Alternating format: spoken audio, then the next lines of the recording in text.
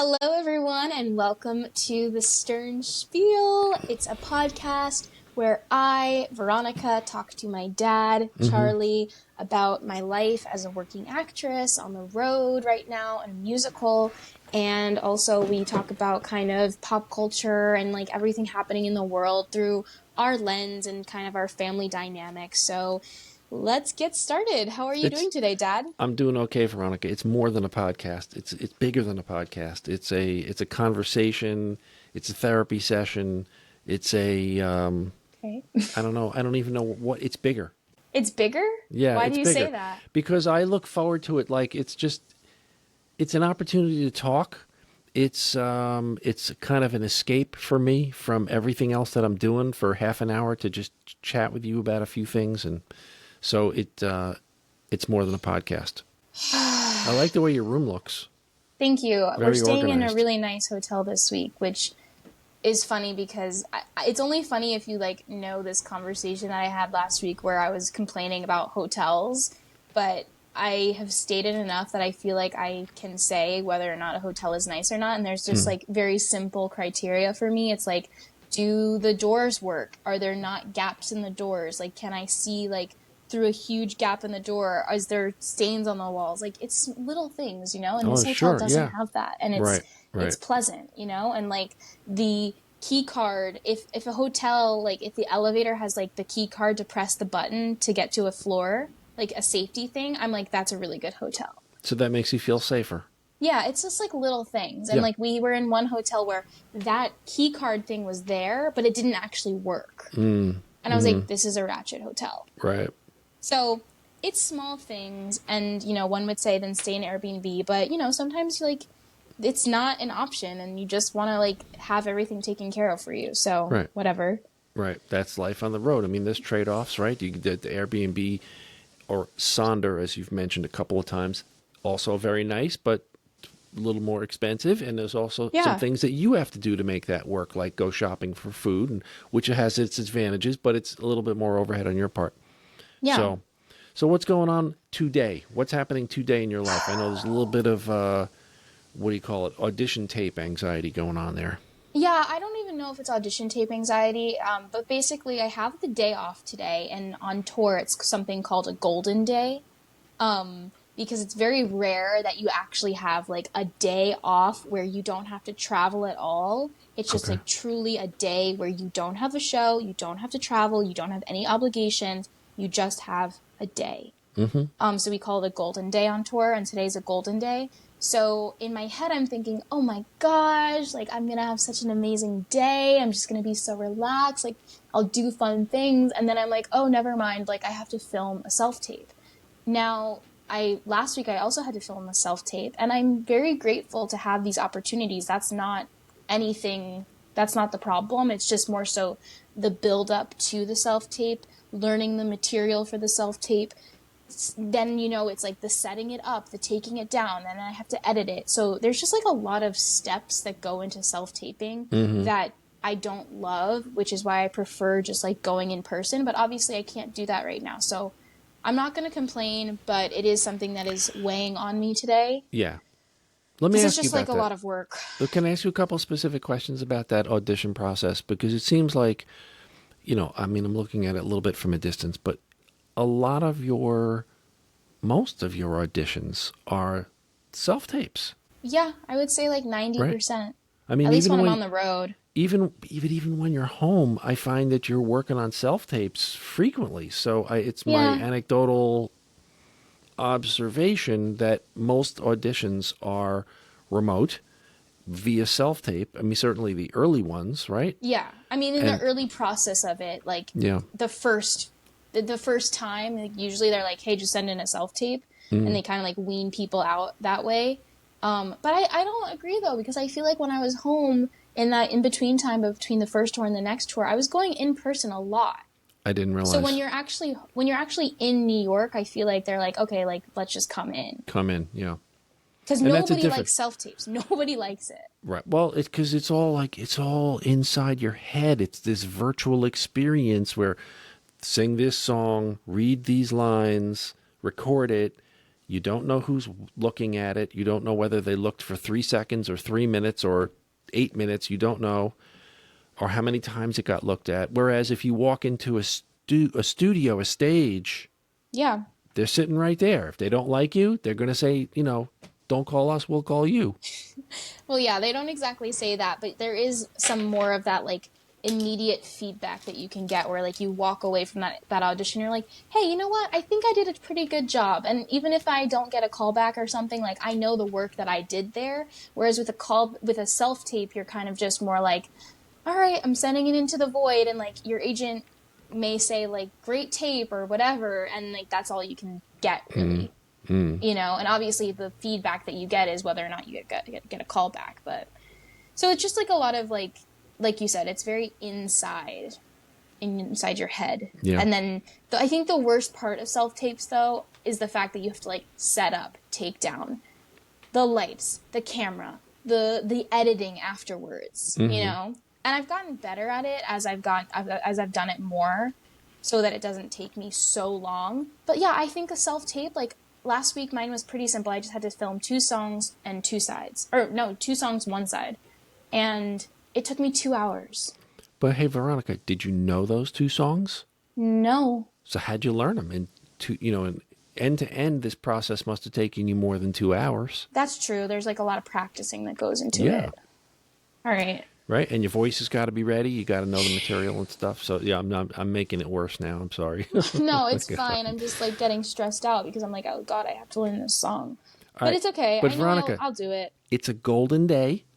All right, recording this show is not even going to take you half an hour. We're going to be done, and you'll have the rest of the day. Take care of yourself. Self-care, very important. Self-care, and then work on your tape. Well, speaking of self-care, did you watch the Super Bowl? I watched some of the Super Bowl. I watched the part of the halftime show with Usher, and I saw after they won. Okay. I didn't see much of the rest of it. Well, did you see the Cetaphil commercial, the Super Bowl ad? As a matter of fact, I did see the Cetaphil commercial. Would you like me to play it back right now? Because I think that we're going to notice something immediately about this Cetaphil commercial. Let's play it back. Okay. Can you hear this? Yeah. Are we going to get copyrighted, though, if we play this? No. No? Do you notice anything about that young lady? Dad, it's actually... The guy doesn't look like me. No, the dad doesn't look like you. Look at her headphones and then show Oh my God. Look, oh my God. Bring up your headphones. Hello. Oh my God. I'm sorry. Oh, there she is. Right there. When I saw that, I was like, this is ridiculous. We should be getting like a royalty off of this. But she's got green eyes. Yeah. Once again, it's just uncanny. It's like a type. I watch this. Real father and daughter living in New York. I didn't really know what the friendship bracelets are about. So basically in the Swiftie community, friendship bracelets are like this form of like sharing, because Taylor Swift has a song called You're on Your Own, Kid. And in the bridge of the song, she's like, so make the friendship bracelets, take the moment and chase it. And so like everybody has now made friendship bracelets and like they exchange them as like, it's like girlhood. I can't explain it. So the Super Bowl ad is so beautiful. And the dad is wearing the friendship bracelets to sort of acknowledge. So it's like she wore the jersey, he wore the friendship bracelet. So they're sort of acknowledging each other's experience. It's very good filmmaking. So good. It's such good filmmaking. But the thing about it that's like crazy is it's this biracial daughter and this white dad. Like, I mean, come on. That's literally us. That's literally us. You don't watch football, though. For me, I don't watch football, and I don't look anything like that guy. I don't talk like him, nothing. But he didn't talk in it, but okay. But the kid looks exactly like you. And then here's the thing, that she's a little bit younger. She seems to be maybe 16, Yeah, she's probably 16 or 17. 17. It's exactly how you looked. And for the most part, you still do. Yeah. Unbelievable. Oh, God. And it's so funny Unbelievable. because my friend sent that to me and it was like, how did you not book this? And I was like, yeah, I don't know. I Thank don't you. know. Thank you, friend, because I thought the exact same thing. Veronica, I don't want to get into your business, but you need, that's all I'm saying. Well, okay. Well, you know what? Why do you have to take it and like make it a business No, I opportunity? just think it's a business opportunity. You're very marketable character type, I guess, is all I'm Yeah. trying to say, It was just amazing when I saw that. I was like, "Are you kidding me? This is literally me and my dad." But I would say that Taylor Swift has brought us together, even if it doesn't involve football. Mm-hmm. Yeah, It's come up. It's come up a few times. it Yeah, comes up a definitely. lot. Yeah, come up a few times. So that was one of the best commercials. I actually didn't Yeah. get to watch the Super Bowl either, so I didn't get to see a lot of the commercials myself. But that one obviously stood out to me. There was another commercial where they were, I don't remember what it was for, but they were poking fun at French people. And yeah, it was sort of like, it was, I don't remember now if it was a beer commercial maybe. I don't remember what it was, but they were making fun of the French. And it was a composite of different stereotypes of French people. And at one point they had like Napoleon Bonaparte standing next to Marcel Marceau, and then the next French meme, and the next Oh, French it was an meme, and Etsy commercial. it was hilarious. It was hilarious. It was the Etsy I was commercial. drop dead laughing out loud. It was so funny. So that was Really? that. The commercials are great. Who doesn't like that? The Wicked trailer. Let's talk Okay. about that Wicked trailer. Okay. Can I tell you how I saw it? Yeah, break it down for me, So Veronica. basically, I was on my way to the theater. The Super Bowl had started. I turned off the TV. I'm walking down the street, right? And there's like a sports bar on the street that I'm walking on. And all of a sudden, I look to my left and I'm like, why is that Ariana Grande in that commercial? And then I stop dead in my tracks, dead in my tracks. And my mouth gapes open. I'm like, oh my God, it's a Wicked trailer. Because I didn't know that was coming out. Mm-hmm. So I watched the entire thing like on the sidewalk looking into this bar. I could hear it because they were playing it. Oh my God, Dad, it looks so good. It looked very interesting. Now, I saw Wicked. I'm not one to go to a lot of Broadway shows, as you know. I probably shouldn't acknowledge that too loud. And I'm not a Broadway show guy. I just, I get bored. But I did see Wicked, and it was a good show. It's a great show. Yeah, it was very good. It was very entertaining, and I could see how it could be a big movie. But then Mommy was telling me that in recent history, movies based on Broadway shows tend not to do very well, which surprised me because I always thought the biggest movies of all time were originally. I thought, what about like The Sound of Music, My Fair Lady? Those were big. Those were big shows that turned into big movies, like there was West Side Story, but that's not recent. Sorry. Well, there was a consumer thing that came out a couple weeks ago that was saying that based on some studies that they did, like people don't like musicals anymore, and like when a musical is marketed as a musical, a movie musical that is, people are less likely to go and see it, which just like doesn't make a ton of sense. But basically it said something about how West Side Story in 2021 kind of like flopped, and they didn't expect it to, so now they're trying this new approach where they don't necessarily market the musical as a musical. So like Wonka, for example, nobody knew that was a musical. Like literally nobody knew. Including and then people, me up to this moment. Yeah, and then people started going to see the movie and they're like, oh, the music was so good. And everybody was like, what? Like Timothée Chalamet singing? They're like, yeah. And then the most recent thing that kind of drummed up a lot of criticism is the Mean Girls movie musical. Everybody in the Broadway community knew it was a musical, but when they like put out trailers and stuff, there was like no music, which bothered a lot of people. I haven't heard a lot of people talking about how the Wicked trailer doesn't have a lot of music in it. It has like the main song, Defying Gravity. So they kind of did the same thing where like they didn't really use a lot of music, but everybody knows Wicked is a musical. So I'm very excited about that. And it comes out on Thanksgiving so soon. Seems to me if you have a fully green character, you have a hit on your hands. Look at Wicked. Look at Shrek. right? Are you comparing Wicked to Shrek? I'm saying Sesame Street had Kermit the Frog. If you have a fully green character, you could have commercial success. I see a through line is what I'm trying to say. Okay. Yeah. You watch, mark my words, that Wicked is going to be a blockbuster. Although I understand it's not coming out until October. No, it's coming out on Thanksgiving. So October, 9 months. Right? Dad, Isn't Thanksgiving's in November. Right. So October, November, same thing. Yeah. Close enough. So I'm very excited about that. It'll be big. It will be great. It's going to be great. So you were in a new city. Yes. Tell us about the journey from the last city. I heard it was a little bit of a bumpy ride. So, Dad, I feel like I'm speaking my truth right now. Like, I have been flying in planes now for months. You've been on more planes than I have been on in my life. That's true. Yeah. Sometimes we take 2 in a day. Yeah. Sometimes we take 1, whatever. I've just been traveling a lot. And when you travel a lot, you experience turbulence.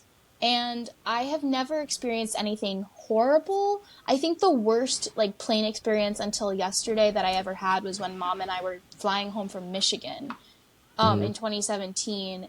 And we had to reroute the plane. The plane had to reroute to JFK because it was losing fuel. Yeah. And we were kind of just holding hands and praying that we would make it to the ground. But there was no turbulence on that plane. There was no turbulence. Right. I've experienced turbulence a few times, but never anything horrible until yesterday. So I have Wi-Fi on the plane. And I text you guys when I'm flying. Yeah. Yesterday, I experienced the worst turbulence I think I've ever experienced in my life. So on a scale of 1 to 10, how rough? It was like an 11. Oh, my God. Dad? Were we talking bumps or vibration or what? We're talking bumps, the plane moving from side to side. I'm going to be sick thinking about it. The plane moving side to side. The plane dipping and coming back up. Oh, my God. It feeling like it was out of control a little bit. Yeah.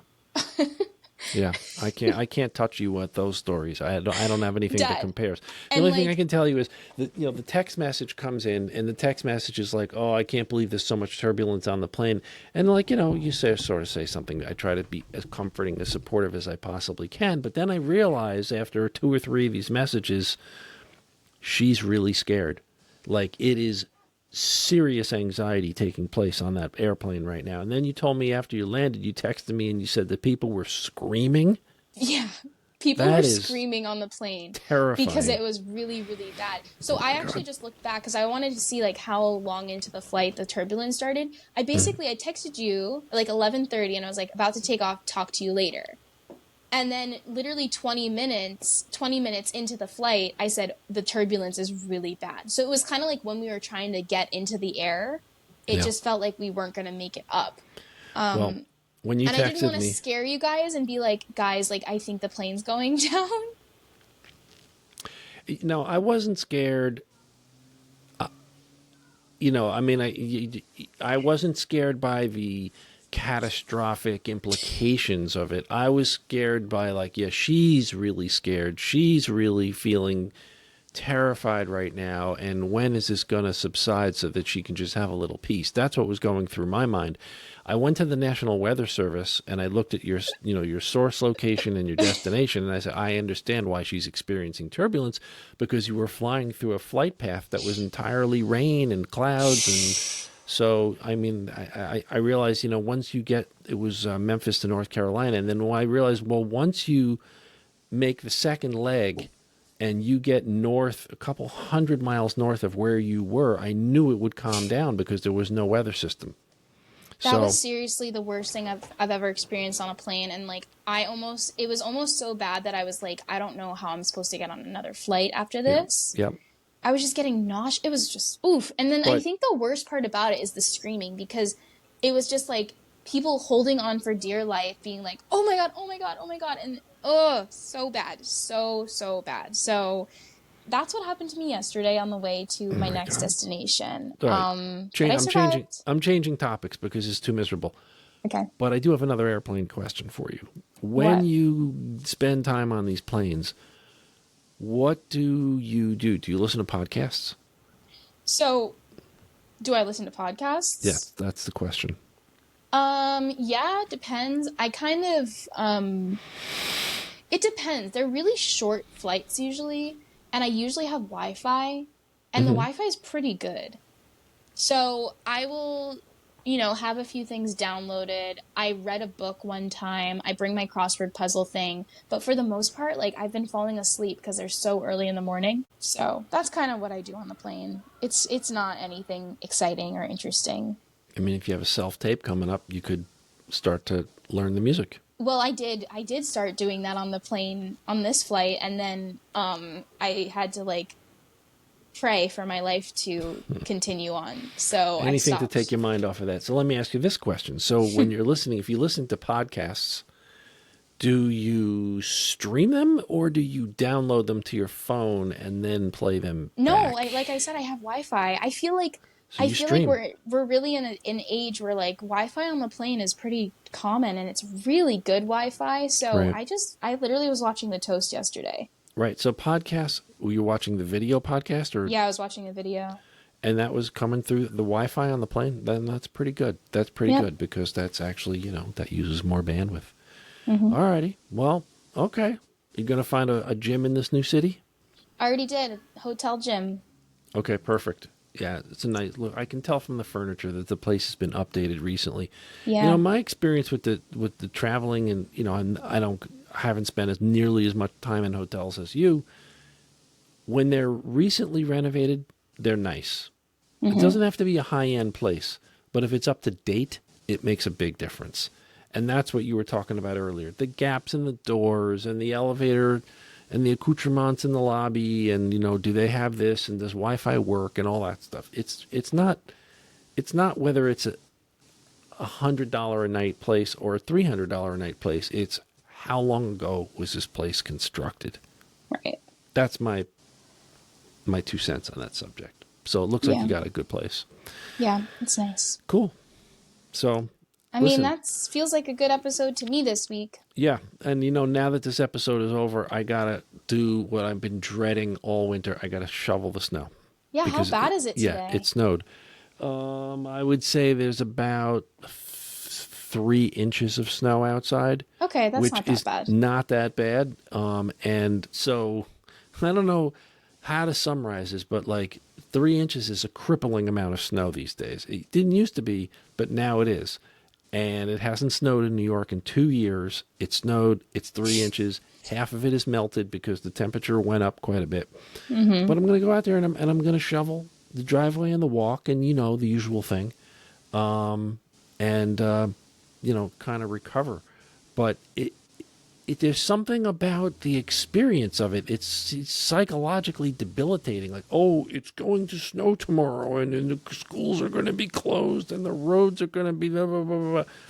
And then it actually happens, and you can recover fairly quickly, but it's like a psychological thing. So that, in a way, I'm looking forward to having a little bit of exercise. Yeah, that would be good. So everyone, if you enjoyed this episode today, be sure to subscribe to our YouTube channel, The Stern Spiel, where we post a new podcast every week. And also you can listen to us through your headphones on Spotify, Apple Music, Amazon Music, iHeartRadio Podcasts, anywhere you listen to podcasts, basically. Listen to us, subscribe, like, rate, review. We'd love to hear what you think about the podcast. And you can follow me on social media at Veronica Stern. At New Charlie Stern. That's my dad's Instagram handle. And you can also follow us at The Stern Spiel if you just want us in one place. Thank you guys so much for listening, and we'll catch you next week. Bye, Bye, Dad. Veronica.